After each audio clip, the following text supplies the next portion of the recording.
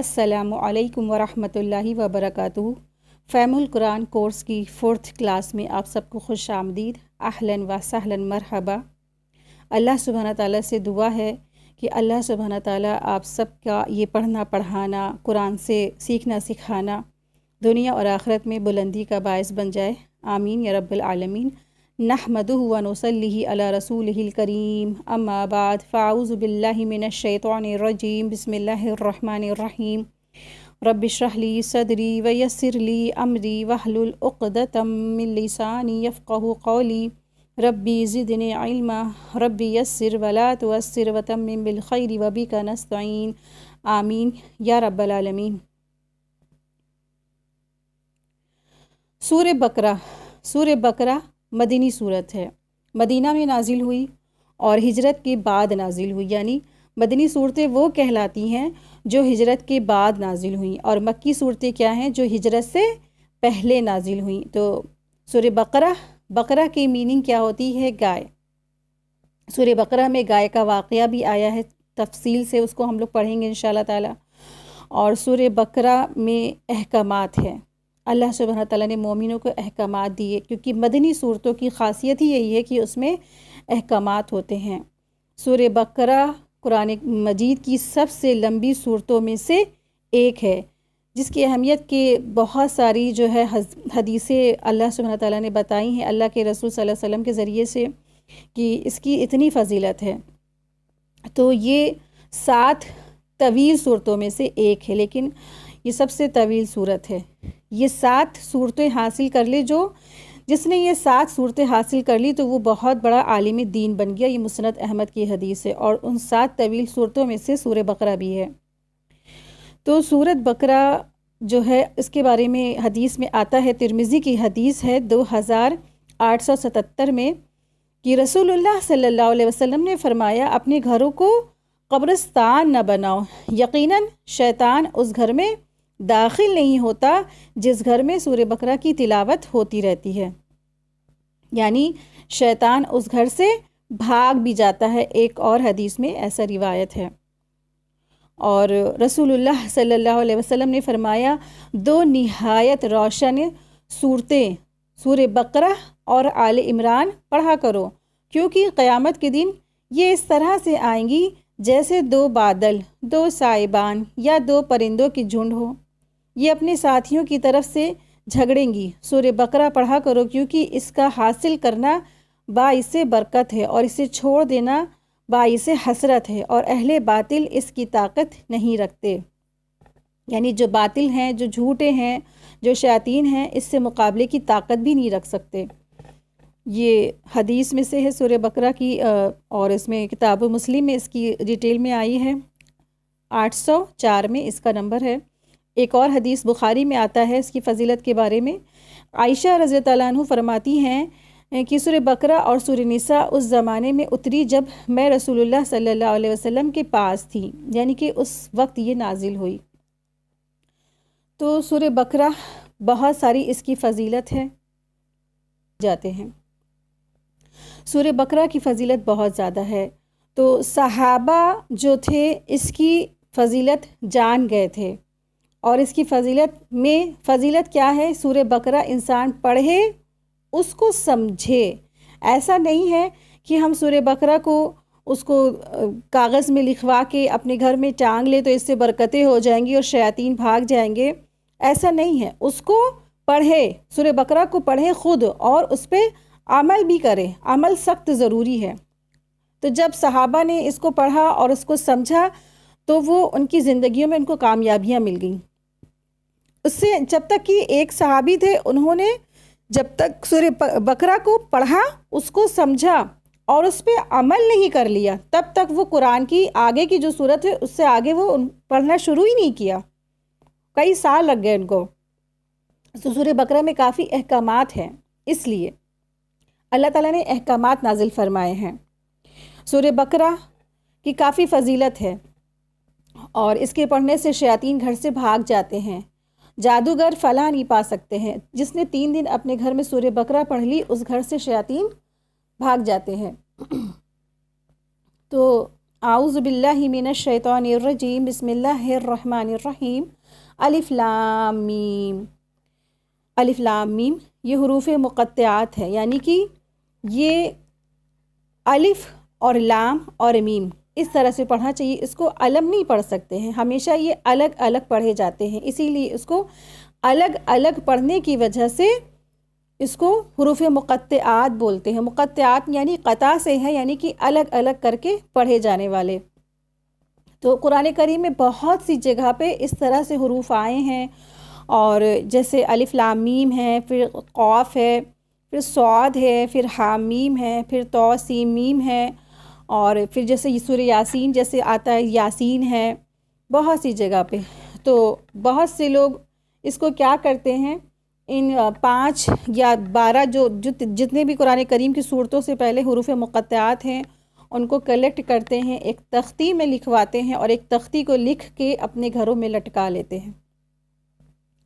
तो ये चीज़ बिल्कुल दुरुस्त नहीं है। हुरूफ मुक़त्तआत ऐसा नहीं कहा जा सकता कि इसके माने नहीं हैं, इसके माने हैं, लेकिन अल्लाह ताला ने बताए नहीं हैं। अल्लाह ताला ने इसके माने बताए नहीं हैं, इसके माने किसी को नहीं मालूम, ख़ुद रसूलुल्लाह सल्लल्लाहु अलैहि वसल्लम को भी नहीं मालूम।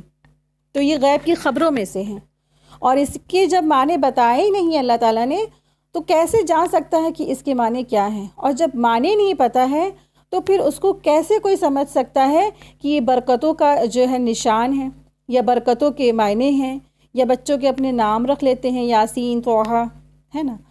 तो कभी भी जब जिस चीज़ के माने नहीं पता है तो उसको अपने लिए अच्छा या बुरा नहीं इंसान को लेना चाहिए, क्योंकि अल्लाह तबारक तआला ने इसके माने नहीं बताए हैं, ये गैब की ख़बरों में से हैं।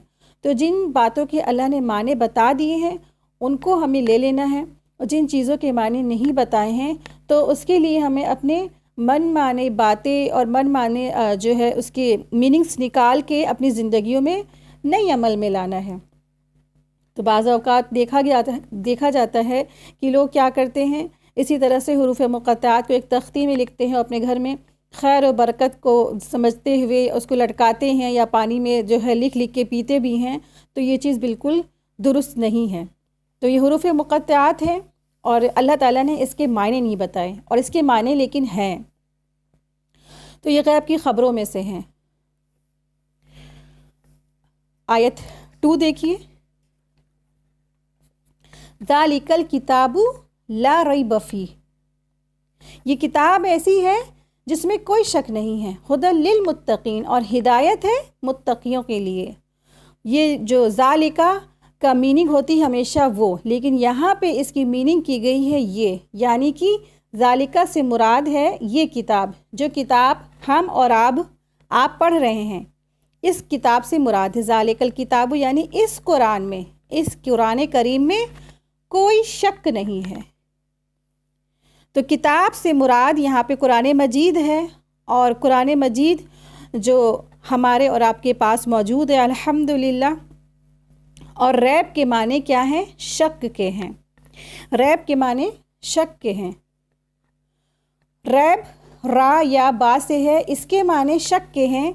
ला रैब यानी इसमें कुछ शक नहीं है, यानी इस कुरान करीम के अल्लाह की तरफ से नाजिल होने में कुछ भी शक नहीं है, किसी भी तरह का शक नहीं, शुबा नहीं, शक शुबा की गुंजाइश भी नहीं है। ये इसलिए कहा गया है कि इससे पहले जो हुरूफ मुक़त्तआत के ज़रिए से अरबों को वो चैलेंज याद दिलाया गया है, जो कुरान ने यानी इस जैसी किताब या सूरत या आयत लाने के मुतालिक अरबों को चैलेंज दिया, कि यानी जैसे कुरान करीम में आता है कि अगर हो तुम इस किताब के बारे में कोई शक में, तो इस जैसी कोई सूरत या आयत ही बना लाओ। और सारे के सारे अरब के लोग इस चैलेंज को पूरा करने में हार गए, आजिज़ हो गए, बेबस हो गए।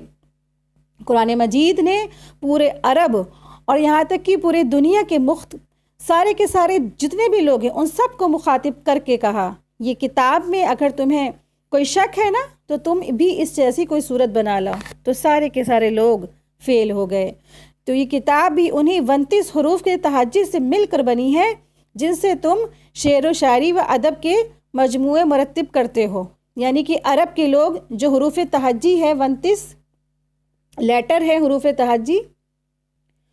حروف تہجی میں 29 حروف ہیں، تو 29 حروف یعنی کہ جو الف با تا سا، یعنی کہ جب قرآن کریم انسان پڑھتا ہے تو سب سے پہلے اس کا بسم اللہ کرائی جاتی ہے حروف تہجی سے، اس میں 29 حروف ہے، اور وہی 29 حروف تہجی سے ملا کر وہ جو عرب کے بڑے بڑے شعر و شاعر تھے، شعر و شاعری کی کتابیں، بڑی بڑی کتابیں لکھ ڈالی انہوں نے، اور جو بڑی فصیح اور بلیغ تھے، لیکن جب انہوں نے اس قرآن کریم کو پڑھا تو بڑے بڑے شاعروں نے اپنی شاعری کو جو ہے کنارے کر دی، کہنے لگے عباد اللہ، کیا قرآن کریم کے بعد بھی کوئی شعر و شاعری کا بچتا ہے؟ یعنی کہ جب جو ہے قرآن کریم کا نزول ہوا تو سارے کے سارے بڑے بڑے شاعری کرنے والوں نے، شعر و شاعری کرنے والے شاعروں نے اپنی شاعری چھوڑ کے اس قرآن کریم کے آگے سرنڈر کر دیا۔ وہ جان گئے تھے، وہ سمجھ گئے تھے ایسی کتاب، ایسا قرآن کسی انسان کے بس کی بات نہیں،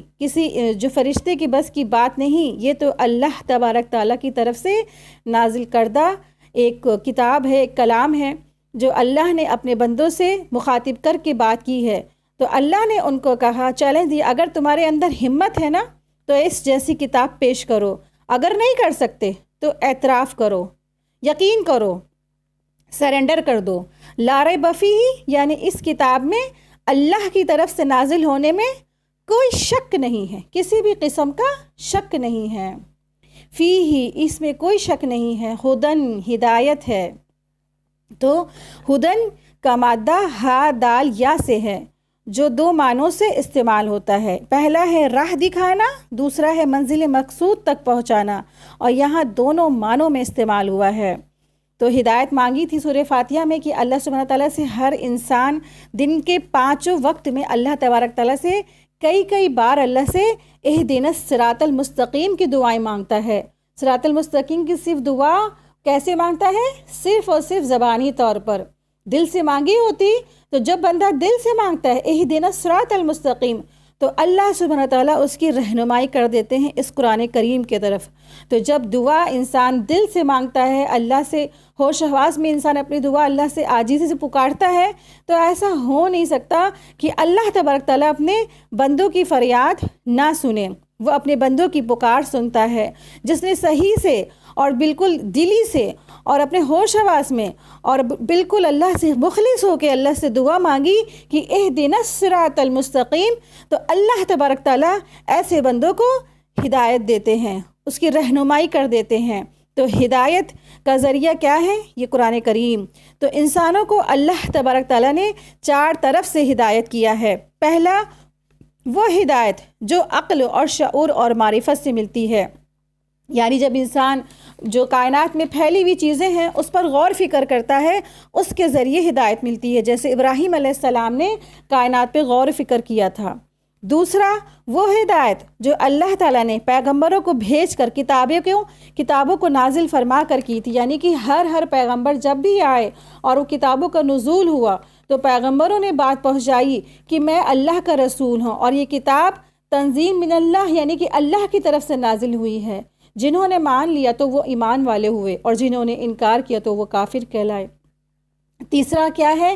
تیسری خاص ہدایت جو ہدایت یافتہ لوگوں کو ہی ملتی ہے، تو وہ جو مانگتے ہیں اللہ تعالیٰ سے کہ اللہ تعالیٰ ہمیں اہدنا الصراط المستقیم دے دے، تو جس نے مانگی صدق دل سے، اخلاص کے ساتھ، اس کی دعا قبول ہو گئی تو اس کی رہنمائی اس قرآن کریم کی طرف کر دی جاتی ہے، تو وہ راہ پا جاتے ہیں اور ان کا ساتھی قرآن بن جاتا ہے۔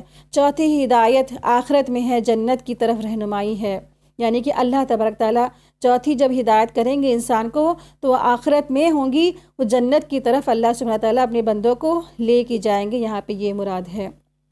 تو ہدایت ہے کس کے لیے؟ متقیوں کے لیے ہے۔ متقین تقویٰ کرنے والے ہیں، جو اللہ سے ڈرتے ہیں، جو اللہ کا ڈر اختیار کرتے ہیں، جو اللہ کا رنگ اختیار کرتے ہیں، جو صبغت اللہ اختیار کرتے ہیں، جنہوں نے اللہ سے ڈر کے اس دنیا میں زندگی گزاری۔ وہ ایسا نہیں کرتے ہیں کہ بس دیکھ لیں گے جو ہوگا، ہم اللہ سے یہ کہہ دیں گے، ہم اللہ سے وہ کہہ دیں گے، باقی مریں گے تو دیکھ لیا جائے گا۔ اللہ تو غفور الرحیم ہے، بالکل ڈھیٹ بن کے، بالکل بے شرم بن کے وہ زندگی نہیں گزارتے ہیں، وہ اچھے کام کر کے بھی اللہ سے ڈرتے ہیں، وہ ہر نیکی کرنے کے بعد بھی کہتے ہیں کہ اللہ قبول کر لے اس کو۔ آپ دیکھیں کہ ابراہیم علیہ السلام کا واقعہ آپ لوگ پڑھیں گے انشاءاللہ اسی سورہ بقرہ میں، جب وہ جو ہے اللہ تعالیٰ نے ان کو حکم دیا کہ اے ابراہیم، قرآن جو ہے اس جو خانہ کعبہ ہے اس کی جو ہے تعمیر کریے، اس کی بنیادوں کو بلند کیجئے، تو ابراہیم علیہ السلام کو وہ شرف حاصل ہوا۔ کتنے اخلاص سے انہوں نے اللہ کا یہ کام کیا، اور کتنا بڑا آنر، اور قرآن کریم میں اللہ تعالیٰ نے ان کا نام بھی اس کام کے لیے بتا بھی دیا، قیامت تک کے لیے وہ سیف ہے، لکھ دیا گیا سنہرے اکشروں میں۔ اور ان کا کام کے ساتھ ساتھ ان کا اخلاص تو دیکھیے، اتنا بڑا آنر ملا، اس کے بعد بھی اللہ سے کہہ رہے ہیں کہ ربنا تقبل منی، کہ اللہ مجھ سے قبول فرما لے۔ اور اللہ تعالیٰ کے سب سے چہیتے بندے ابراہیم علیہ السلام، اور کیا کہہ رہے ہیں کہ اللہ مجھ سے قبول فرما لے۔ تو اس سے پتہ چلتا ہے کہ کبھی بھی انسان کو چاہے جتنا بھی بڑا کام کر لے، کبھی بھی یہ تکبر نہیں کرنا چاہیے کہ ہم بس جو ہے اللہ سبحانہ تعالیٰ نے ہم سے راضی ہو گئے، ہم فلاح پا گئے، ہم کامیاب ہو گئے۔ جب تک آخری سانس ہے، اور آخری سانس تک ایک بندہ مومن اللہ سے ڈرتا رہتا ہے، ڈر کے زندگی گزارتا ہے، ڈر کے اپنی زندگی گزار کے جب تک وہ اللہ کے پاس نہیں پہنچ جاتا، اس کو اللہ کی خوشنودی کی بشارت نہیں مل جاتی، تب تک وہ اس چیز میں نہ گمان میں پھنسے کہ ہم کامیاب ہو گئے۔ ایک مومن کی نشانی یہی ہے، ایک ایمان والے کی نشانی یہی ہے کہ وہ ڈرنے والے ہوتے ہیں، متقین ہوتے ہیں۔ متقین یعنی کہ متقین تقوی کا ہے، اس میں متقین کا جو ہے معنی کیا ہے؟ تقوی سے ہے۔ تقوی کا اصل معنی نفس کو ہر اس چیز سے بچانے کا ہے جس سے عذاب اور آفت پہنچنے کا اندیشہ ہو، یعنی نفس کو ہر اس چیز سے بچانے کا نام تقوی ہے جو اللہ کی نافرمانی کرنے والے کام ہوں۔ متقین کے معنی ابن عباس رضی اللہ عنہ فرماتے ہیں، ہدی للمتقین میں متقین سے مراد مومن بندہ ہے جو اللہ تعالیٰ کی شرک سے بچنے اور اس کی اطاعت کرنے سے پیروی کرتا ہے، یعنی کہ اس کی اطاعت گزاری کرتا ہے۔ تو ایک مومن بندہ اللہ سبحانہ تعالیٰ کے ساتھ شرک کرنے سے بچے اور اس کی اطاعت گزاری کرے۔ متقین سے مراد وہ لوگ ہیں جو ہدایت کو جیسے وہ پہچانتے ہیں تو ترک کرنے میں اللہ تعالیٰ کے عذاب سے ڈرتے ہیں، یعنی کہ متقین سے مراد وہ لوگ ہیں جو اس ہدایت کو جسے وہ پہچانتے ہیں اور پھر اس کو ترک کرنے میں جو اللہ کے عذاب سے وہ ڈرتے ہیں، یعنی کہ اللہ کے عذاب والے جو کام ہیں، وہ گناہ ہیں، ان کو وہ چھوڑ دیتے ہیں اور وہ کتاب اور سنت کو تھامے رہتے ہیں، اور اللہ تعالیٰ کے نبی جس دین کو لے کر آئے ہیں اس کی وہ تصدیق کرنے والے ہیں، اور اللہ کی رحمت کے وہ بڑے امید والے ہوتے ہیں۔ یعنی کہ ایمان مکمل ہی نہیں ہو سکتا جب تک ایک بندہ اللہ سے ڈرے نہ اور اللہ کی رحمت کی امید نہ رکھے۔ تو ایمان کا تقاضا یہی ہے کہ انسان اللہ سے ڈرے اور اللہ کی ایسا نہیں کہ اللہ سے نا امیدی رکھے، بلکہ اس کو اللہ کی رحمت سے بہت بڑی امید ہو، بہت زیادہ امید ہونی چاہیے اللہ کی رحمت سے، مایوسی نہیں ہونا چاہیے۔ اللہ کی رحمت بہت وسیع ہے، اللہ بہت رحم کرنے والے ہیں، لیکن تقاضا کیا ہے کہ اللہ تعالیٰ سے ایک جو مومن ہے وہ ڈرنے والا ہو۔ تو تقوی کے اصل معنی بری باتوں سے بچنا ہے، تقوی کے اصل معنی بری باتوں سے بچنے کے ہیں۔ بیان کیا جاتا ہے کہ حضرت عمر بن خطاب رضی اللہ تعالیٰ عنہ نے حضرت ابی بن کعب سے تقوی کے بارے میں پوچھا تو انہوں نے جواب دیا کہ آپ کو کبھی کانٹوں والے راستے پر چلنے کا اتفاق ہوا ہے؟ تو انہوں نے فرمایا ہاں۔ تو انہوں نے پوچھا کہ آپ ایسے راستوں سے کیسے چلتے ہیں، کیا کرتے ہیں؟ تو عمر رضی اللہ عنہ نے فرمایا میں دامن کو سمیٹ لیتا ہوں اور کوشش کر کے احتیاط سے گزر جاتا ہوں۔ تو فرمایا، یعنی کہ ابی بن کعب نے فرمایا بس ایسے ہی گناہوں سے بچنے کا نام بھی تقوی ہے۔ یعنی اس سے مراد یہ ہے کہ جیسے ایک آپ کانٹے دار پگ ڈنڈی پہ آپ جا رہے ہیں، ادھر ادھر دونوں طرف کیا ہے، کانٹے دار جھاڑیاں ہیں اور بیچ میں چھوٹی سی پتلی سی پگ ڈنڈی ہے، تو اب انسان ایسے آرام سے اپنا جو پھیل کے تو نہیں چل سکتا ہے نا، اپنے کپڑوں کو سمیٹ کے، اپنے آپ کو سمیٹ کے، بچتے بچاتے، کانٹوں دار جھاڑیوں سے بچتے بچاتے ہوئے وہ اس پگ ڈنڈی سے بچ بچ کے نکل جائے گا۔ تو بس یہی تقویٰ ہے کہ اپنے آپ کو اس دنیا کے گناہوں سے بچا بچا کے، اپنے آپ کو بچا بچا کے اس گناہوں میں، مطلب اس دنیا کے گناہوں سے بچا بچا کے اپنے آپ کو صراط مستقیم پہ بچتے بچاتے اس دنیا سے چلے جانا، یہی کیا ہے، تقویٰ ہے، وہی متقین کہلاتے ہیں۔ تو یہی تقویٰ والے ہیں اور یہی تقویٰ ہے، تو یہی تقویٰ ہے اور انسان کو چاہیے ہے کہ وہ تقویٰ اختیار کرے، کیونکہ اسی میں دراصل کیا ہے، کامیابی ہے۔ جب انسان ڈرتا ہے، اللہ سے ڈر رکھتا ہے اور تقویٰ اختیار کرتا ہے، بری باتوں سے بچتا ہے، اللہ سے ڈر ڈر کے زندگی گزارتا ہے، تو کیا ہے، وہ کامیاب ہو گیا، وہ کامیاب ہو گئے۔ آیت 3 دیکھیں، الذین یؤمنون بالغیب ویقیمون الصلاۃ ومما رزقناہم ینفقون، وہ لوگ جو غیب پر ایمان لاتے ہیں اور جو قائم کرتے ہیں نماز، اور اس میں سے جو خرچ کرتے ہیں، وہ جو نماز قائم کرتے ہیں اور جو کچھ ہم نے ان کو دیا ہے وہ اس میں سے خرچ کرتے ہیں۔ تو یہاں پہ اللہ سبحانہ تعالیٰ نے ایمان والوں کی جو ہے صفات بتائی ہے، آیت نمبر 2 سے لے کے 5 تک ایمان والوں کی صفات ہے۔ تو ایمان والوں کی صفات بتائی گئی ہے، تو ایک ایمان والے کیسا ہونا چاہیے اس کا انٹروڈکشن ہے کہ وہ کیسے ہوتے ہیں۔ پہلی چیز تو وہ کیا کرتے ہیں، اللہ کی طرف سے نازل کرتا قرآن میں کوئی بھی شک ان کو نہیں ہوتا ہے، کوئی بھی شک نہیں ہوتا ہے، اس پہ بالکل یقین کرتے ہیں اور وہ تقویٰ اختیار کرتے ہیں اور وہ ہدایت والے ہوتے ہیں اور وہ ہدایت پر جمنے والے ہوتے ہیں۔ تو کبھی بھی انسان کو ٹینشن فری نہیں ہونا چاہیے کہ ہم نماز پڑھ رہے ہیں، ہم اچھے اچھے کام کر رہے ہیں اور ہم کیا ہو گئے، ہدایت یافتہ ہو گئے۔ تو ہمیشہ مومن یہی دعا کرتے رہے کہ اہدنا الصراط المستقیم، اور یا مقلب القلوب ثبت قلبی علی دینک، یعنی کہ آخری سانس تک اس پہ ڈٹے رہنے کی، صراط المستقیم پہ ڈٹے رہنے کی، ہدایت کے راستے پہ جمے رہنے کی اللہ سے دعائیں کرتا رہے۔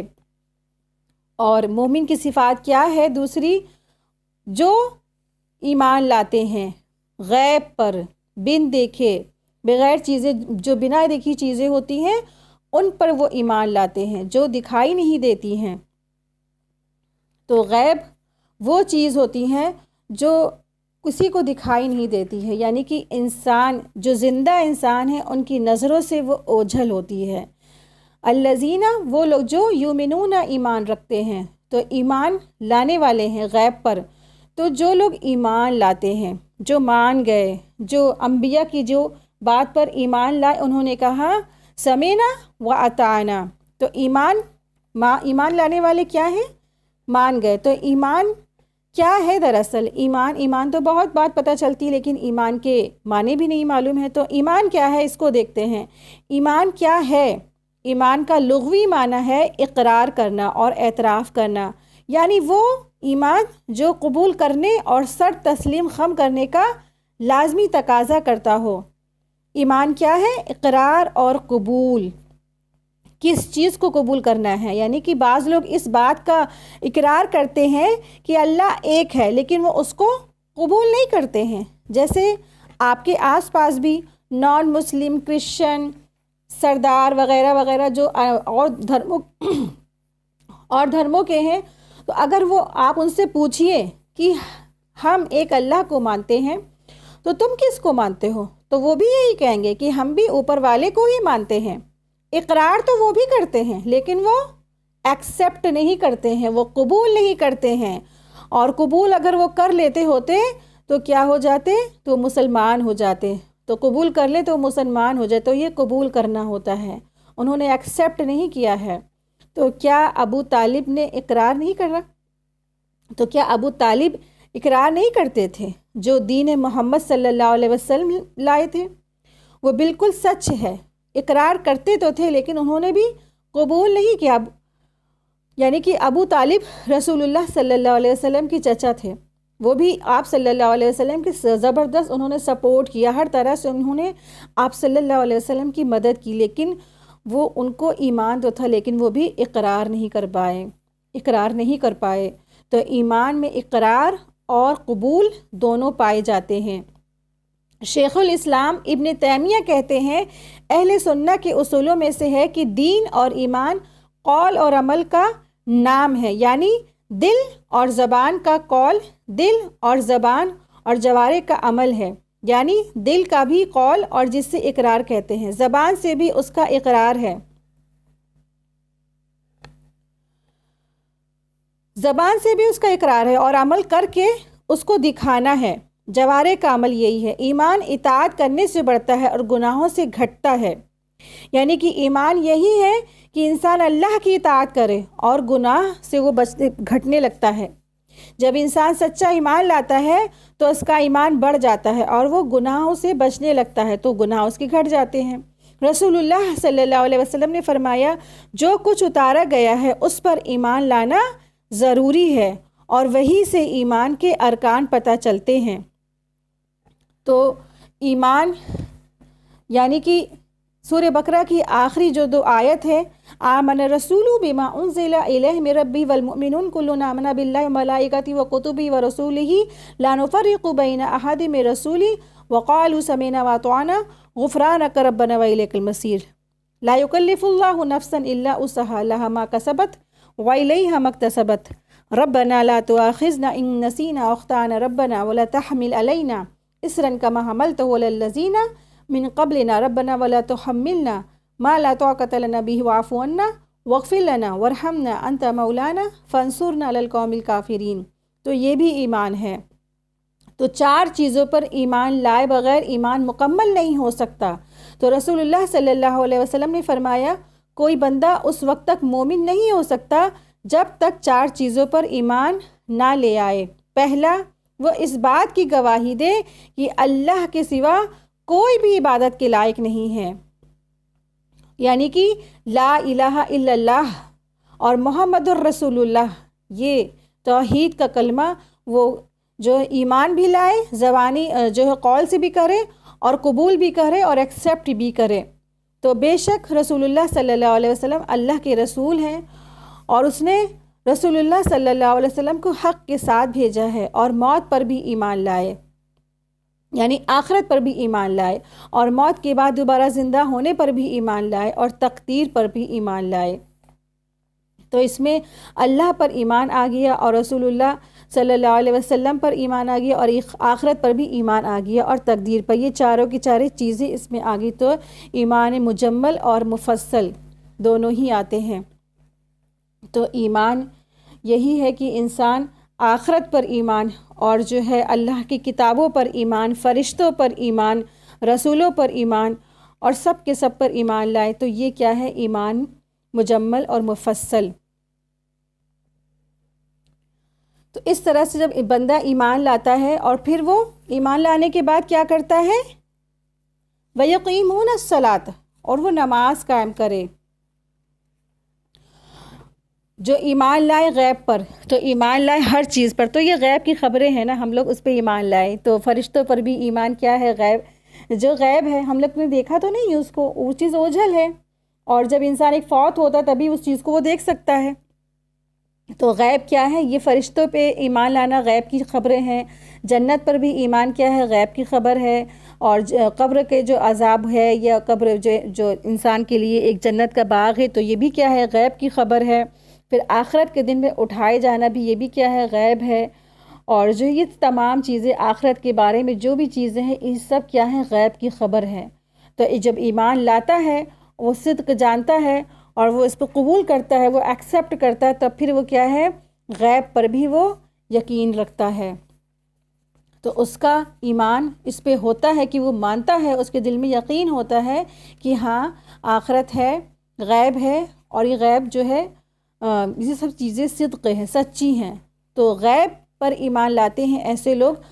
یؤمنون بالغیبی، تو غیب پر ایمان لاتے ہیں، اس سے مراد یہ ہے کہ وہ اللہ اور اس کے فرشتے اور اس کی کتابیں اور اس کے رسولوں اور یوم آخرت اور جنت اور جہنم اور اللہ تبارک تعالیٰ پر ایمان رکھتے ہیں۔ یعنی کہ کبھی کبھی حدیثوں سے پتہ بھی چلتا ہے، کچھ حدیثوں سے، کہ اللہ تعالیٰ کا جو ہے ہاتھ ہے، اللہ تعالیٰ کا پاؤں ہے، یا اللہ تبارک تعالیٰ کی کرسی ہے۔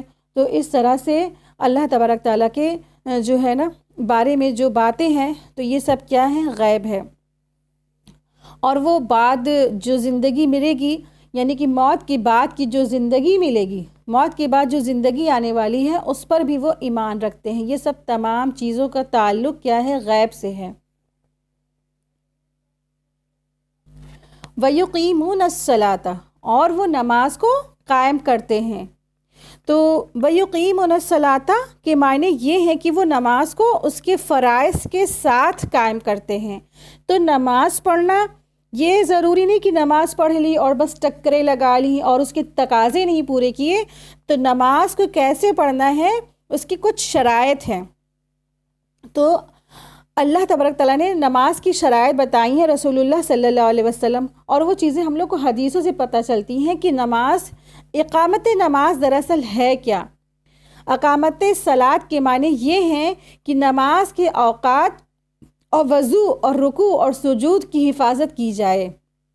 یعنی کہ انسان جب نماز پڑھے تو اس کے اپنے مقرر جو وقت ہے، وقت کی اول وقت میں پڑھے، اور اس کا جو رکوع ہے اس طرح سے رکوع کرنے کو جو تقاضا ہے وہ رکوع کرے، جو سجدے کا تقاضا ہے وہ سجدے ویسے ہی کرے، اور پھر اس کی حفاظت بھی کرے۔ اور اقامت صلاۃ سے مراد یہ بھی ہے کہ نماز کے اوقات کی حفاظت کی جائے، یعنی کہ نماز کو اس کے وقت پر پڑھی جائے۔ مکمل طہارت، یعنی کہ انسان پاک ہو اور اس کی پاکیزگی کا اہتمام بھی کرے، اور رکوع اور سجود پورے طور پہ کرے۔ نماز میں قرآن مجید کی تلاوت بھی کی جائے، اور تشہد میں نبی کریم صلی اللہ علیہ وسلم پر درود بھی پڑھا جائے۔ تو یہ ہے اقامت صلاۃ۔ انسان پاک صاف ہو، وضو کا جو پورا طریقہ ہے وہ طریقہ جب تک نہیں ہوگا تب تک وضو نہیں ہوگا، اور جس کا وضو نہیں ہوا تو اس کی نماز بھی نہیں ہوتی ہے۔ تو وضو سنت کے طریقے سے ہو، جیسا رسول اللہ صلی اللہ علیہ وسلم نے بتایا ہے، تو اس کے تقاضے کو پورا کرتا ہو وضو، اور پھر جو نماز ہے، جو نماز کے تقاضے ہیں تو وہ پورا کرے جائے، اور صاف اور پاک جگہ ہو، اور کپڑے پاک صاف ہوں، اور جو ہے اول وقت میں پڑھی جائے، اور اس کی جو تلاوت ہے وہ صحیح درست ہو، اور اس کو پتہ بھی ہو۔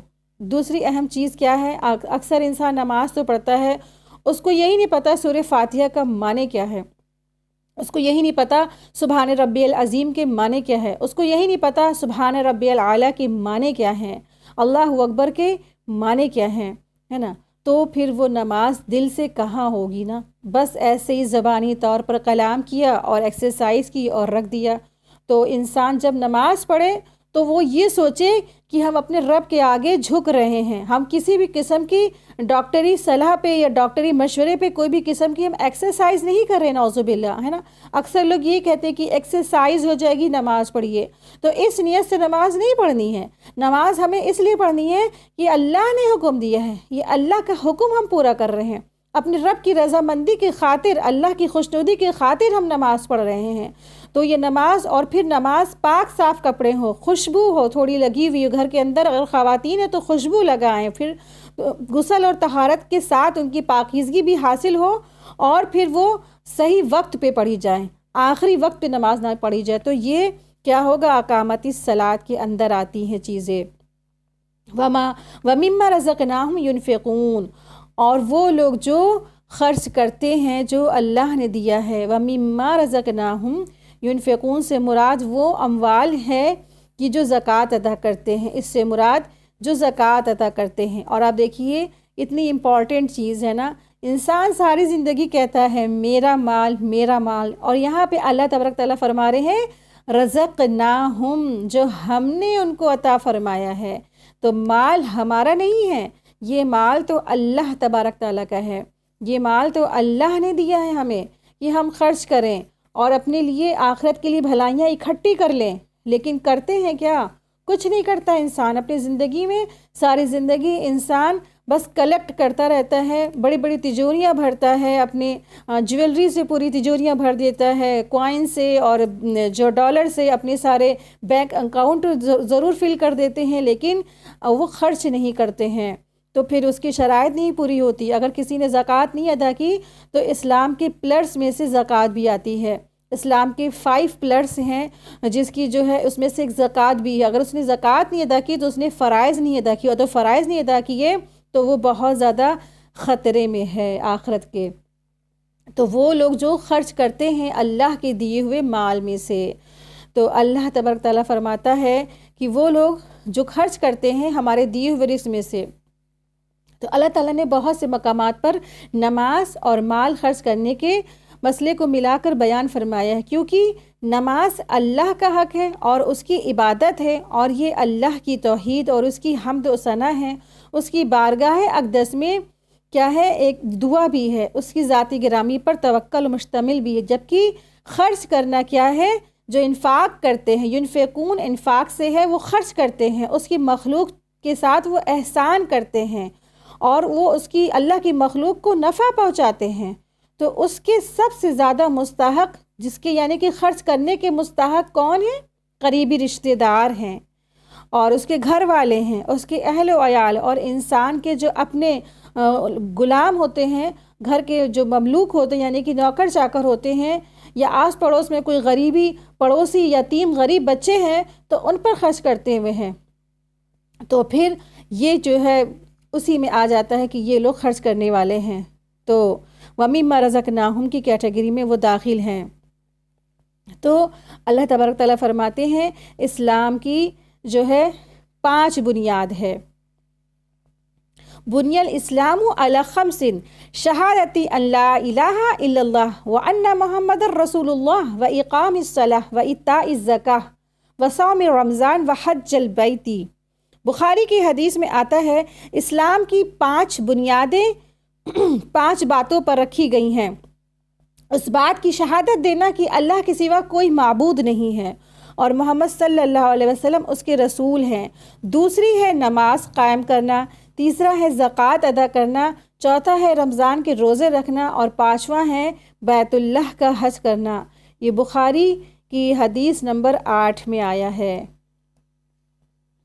تو پھر کیا ہوگا؟ پھر چوتھی ان کی شرائط دیکھتے ہیں کیا ہے ایمان والوں کی۔ والذین یؤمنون بما انزل الیک وما انزل من قبلک وبالآخرۃ هم یوقنون۔ ابن عباس رضی اللہ عنہ بتاتے ہیں کہ والذین یؤمنون بما انزل الیک وما انزل من قبلک، اور وہ لوگ جو اس پر ایمان لاتے ہیں جو آپ کی طرف سے نازل کیا گیا اور جو آپ سے پہلے نازل کیا گیا، کی تفسیر میں بیان فرماتے ہیں کہ وہ لوگ اس کتاب کی جسے آپ کے اللہ کے پاس سے لائے ہیں، اور ان کتابوں کی جسے آپ سے پہلے کے تمام رسول اللہ کے پاس سے لائے ہیں تھے، تو تصدیق کرتے ہیں، اور وہ نہ اس میں فرق کرتے ہیں اور نہ جو وہ لے کر آئے ہیں اس میں بھی وہ کسی کا انکار کرتے ہیں۔ بالآخرت، اور آخرت پہ وہ یقین کرتے ہیں، یعنی بعد موت کے وہ دوبارہ اٹھائے جانے پر، جنت اور جہنم پر، اور میزان اور حساب کتاب پر وہ یقین رکھتے ہیں۔ اور آخرت اس لیے کہا گیا ہے کیونکہ اس میں دنیا کے بعد آنے والی زندگی کو بتایا گیا ہے آخرت۔ تو والذین یؤمنون بما انزل الیک وما انزل من قبلک وبالآخرۃ هم یوقنون، اور وہ لوگ جو اس پر ایمان لاتے ہیں جو آپ کی طرف نازل کیا گیا ہے اور جو آپ سے پہلے نازل کیا گیا ہے، وہ آخرت پر یقین رکھتے ہیں، یعنی کہ جو آپ پر نازل کیا گیا ہے اس سے مراد قرآن مجید ہے، اور آپ یہاں پہ جن کے لیے بات کی جا رہی ہے وہ آپ صلی اللہ علیہ وسلم کے بارے میں بات ہے کہ آپ پر جو نازل کیا گیا، یعنی اس قرآن کریم پر جو نازل کیا گیا ہے اس پر، اور جو کچھ پہلے نازل کیا گیا اس پر ایمان رکھتے ہیں۔ تو ہمارا جو ہے پہلی کتابوں پر ایمان تو ہونا چاہیے، لیکن ہمارا عمل کس پہ ہونا چاہیے؟ ہمارا پڑھنا لکھنا غور و فکر کس پہ ہونا چاہیے؟ اس قرآن کریم پر پڑھنا لکھنا غور و فکر ہونا چاہیے، کیونکہ جب ایک نئی کتاب آ جاتی ہے تو پرانی کتابوں کو منسوخ کر دیا اللہ تعالیٰ نے، کیونکہ پچھلی اقواموں نے کیا کیا تھا، ان میں تحریف کر دی تھی۔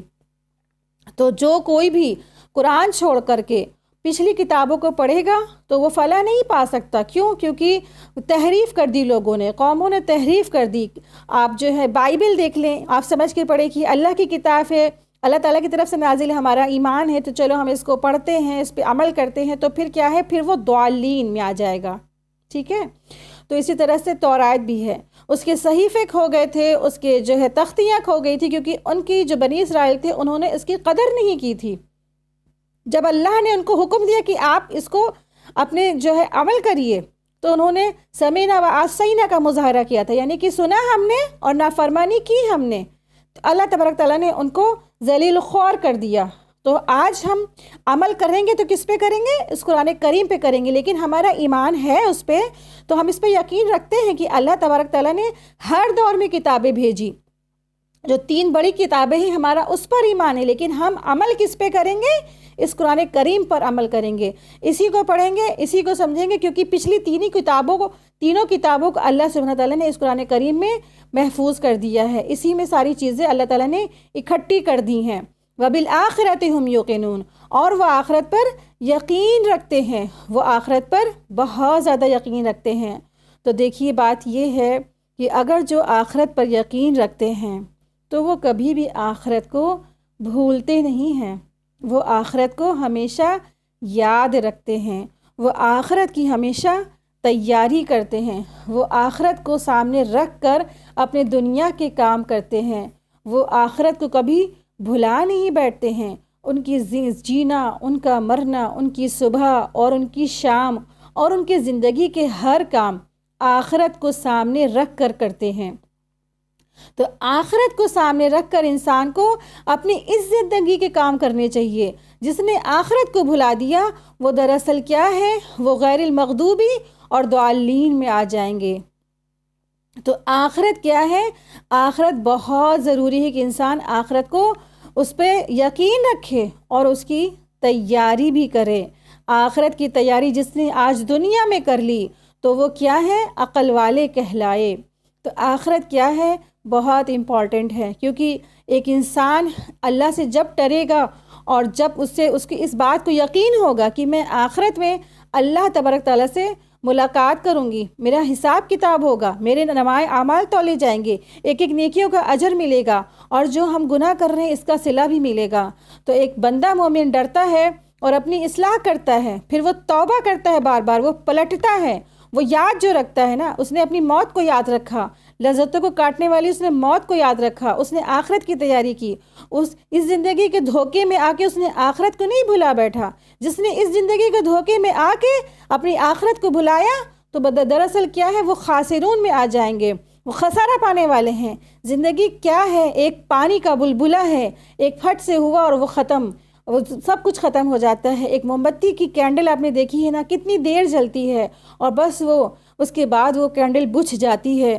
تو زندگی کیا ہے، بہت تھوڑی سی زندگی ہے یہ زندگی ہماری اور آپ کی. اور آخرت کی زندگی کیا ہے، وہ طویل ہے، وہ بہت بڑی ہے، کبھی ختم نہیں ہونے والی ہے، ہمیشہ ہمیشہ وہ قائم رہنے والی ہے. کیونکہ وہاں پہ موت کو بھی اللہ تبارک تعالیٰ ایک مینڈھے کی شکل میں لا کے اس کو ذبح کرا دیں گے. جو جنت میں گیا ہمیشہ جنتی ہو جائے گا، اور جو جہنم میں گیا وہ ہمیشہ کا جہنمی ہو جائے گا. اور آخرت کے مراحل بہت سخت ہیں، آخرت کے مراحل بہت سخت ہیں. ایک صحابی تھے، بہت بڑے صحابی تھے، اور وہ کوئی ایک جنگ تھی اس میں وہ شہید ہو گئے تھے، اور یہاں تک کہ عرش، اللہ کا عرش بھی ہل گیا تھا، فرشتے لرز گئے تھے جب وہ شہید ہوئے تھے. سعد بن وقاص نام تھا شاید ان کا. تو وہ شہید ہوئے اور اللہ کا عرش بھی ہل گیا، اور اللہ کے رسول صلی اللہ علیہ وسلم نے ان کے لیے بہت دعائیں بھی کی. سارے فرشتے ان کی جماعت میں نماز جنازہ میں شامل تھے، اور اتنے بڑے صحابی اور اتنے بڑے ان کو آنر دیا گیا، رضی اللہ تعالیٰ عنہ کا ان کو سرٹیفکیٹ دیا گیا، اور وہ شہید بھی ہوئے، جنگ میں شہید ہوئے تھے. عرش ہل گیا. ان کی کیفیت کیا ہے جب ان کو قبر میں رکھا جاتا ہے؟ جب ان کو قبر میں رکھا گیا تو ایک لمحے کے لیے قبر نے ان کو بھی نہیں چھوڑا، قبر نے ان کو بھی دبا دیا. پھر اللہ کے رسول صلی اللہ علیہ وسلم نے کہا اللہ اکبر، تو صحابہ نے کہا کیا ہوا رسول اللہ صلی اللہ علیہ وسلم؟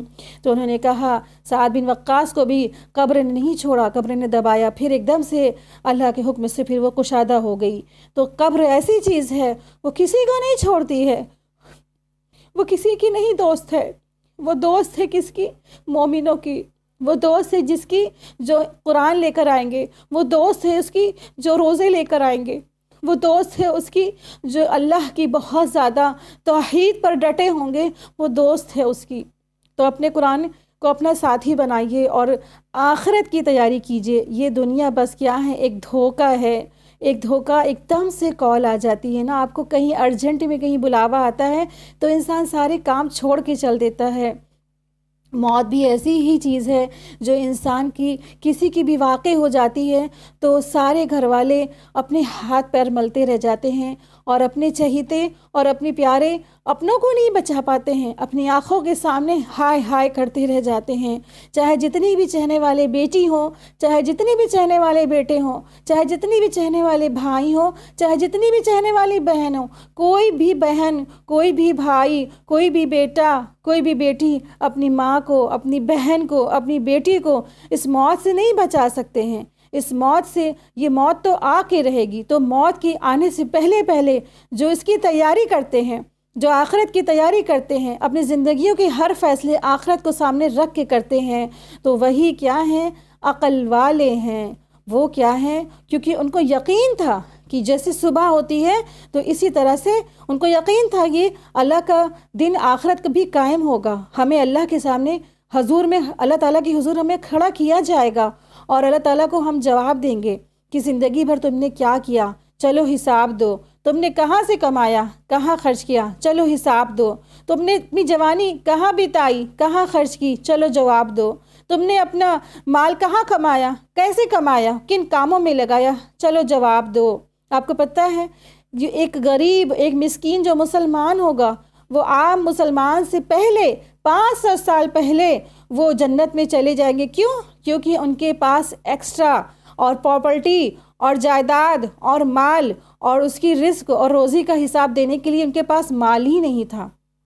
وہ ایک عام مسلمان سے پہلے 500 سال پہلے ہی جنت میں چلے جائیں گے۔ ایک عام مسلمان اللہ کے آگے اپنا حساب کتاب دے رہا ہوگا۔ اللہ تبارک تعالی ہم سب کا حساب کتاب آسان فرمائے۔ تو آپ صلی اللہ علیہ وسلم نے اسی لیے یہ دعا سکھائی ہم سب کو، اللہم حاسبنی حسابا یسیرا۔ اور جو اللہ تبارک تعالیٰ سے اس دعا کرتا رہے گا تو اس کا حساب کتاب آسان ہوگا۔ تو آخرت قائم ہوگی، یقین جانیے، اور آخرت کی تیاری کیجئے۔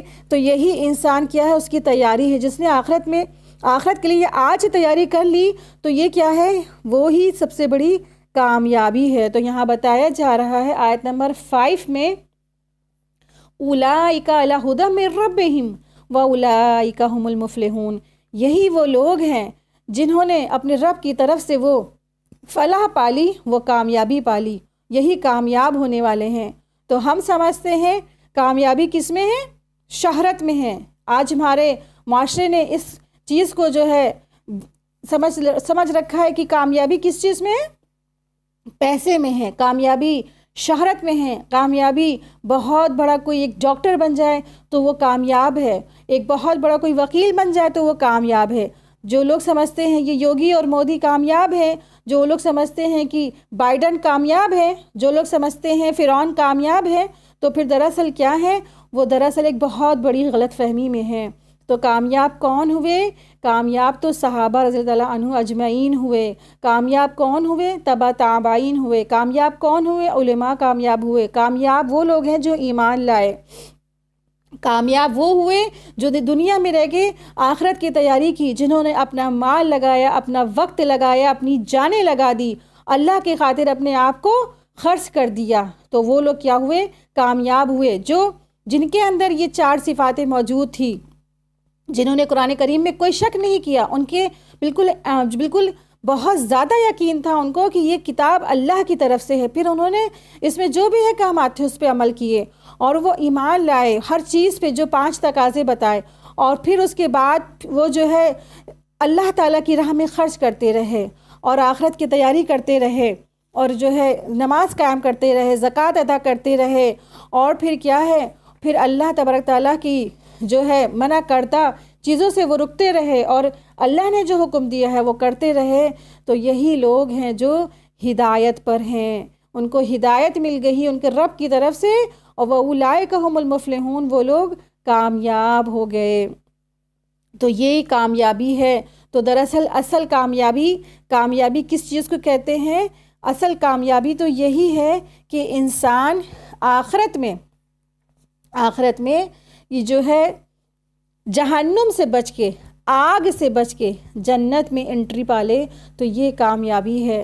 اللہ تعالیٰ ارشاد فرماتے ہیں اولائکا، یعنی یہی لوگ ہیں جن کے یہ اوصاف بیان کیے گئے ہیں، وہی ہے جو غیب پر ایمان رکھتے ہیں، نماز قائم کرتے ہیں، اور مال اس کے دیے ہوئے مال میں سے خرچ کرتے ہیں، اور اللہ تعالیٰ نے انہیں عطا فرمایا ہے جو اس کے عطا فرمائے ہوئے مال میں سے وہ خرچ کرتے ہیں، اور اس پر بھی ایمان رکھتے ہیں جو اللہ کی طرف سے حضرت محمد صلی اللہ علیہ وسلم پر نازل کیا گیا ہے، جو آپ سے پہلے سابقہ انبیاء کرام پر نازل کیا گیا تھا، اور وہ آخرت پر یقین رکھتے ہیں۔ جنہوں نے یہ جو ہے اس پر یقین رکھا اور اس پر تیاری کی، تو یہی لوگ کیا ہے، کامیاب ہے۔ یعنی دنیا میں رہ کے وہ آخرت میں بھی تیاری کرتے تھے، یعنی آخرت کی تیاری کرتے تھے، کہ انہیں اس چیز کی طلب لگی تھی کہ میرا رب کیسے راضی ہوگا۔ انہوں نے اپنے رب کی رضامندی حاصل کرنے کے لیے اپنی ہر چیز اللہ کی راہ میں نچھاور کری، کہ بس مجھے رب کی رضامندی مل جائے، اور مجھے جنت مل جائے، اور بس مجھے جہنم سے نجات مل جائے۔ اور جو آپ صلی اللہ علیہ وسلم لاتے گئے اور اس پہ مانتے گئے، یعنی کہ اللہ کے رسول صلی اللہ علیہ وسلم پر احکامات کا نزول ہوتا رہا، اور وہ سمعنا وأطعنا اس کی پیروی کرتے چلے گئے، تو یہ کیا ہوئے، دراصل یہ سب کے سب کامیاب ہو گئے۔ تو سب سے بڑی کامیابی یہی کامیابی ہے کہ انسان جب مر کر اللہ کے پاس جائے تو پھر وہ جہنم میں نہیں جائے، ایک لمحے کے لیے بھی جہنم میں نہیں جائے، اور وہ جہنم کی آگ سے بچ کر جنت میں اس کو جب داخلہ مل جائے، تو یہ سب سے بڑی کامیابی ہے، سب سے بڑی کامیابی ہے۔ تو یہ ایسے لوگ جو ہے کامیاب ہو گئے، ان کو پھر وہ سرٹیفکیٹ مل گیا۔ تو الحمدللہ رب العالمین، اللہ کے فضل و کرم سے آج ہماری سورہ بقرہ کی 5 آیتیں مکمل ہوئی۔ سبحانک اللہم و بحمدک، اشہد ان لا الہ الا انت، استغفرک و اتوب الیک۔ ربنا تقبل منی انک انت السمیع العلیم وتب علینا انک انت التواب الرحیم، آمین یا رب العالمین۔ السلام علیکم ورحمۃ اللہ وبرکاتہ۔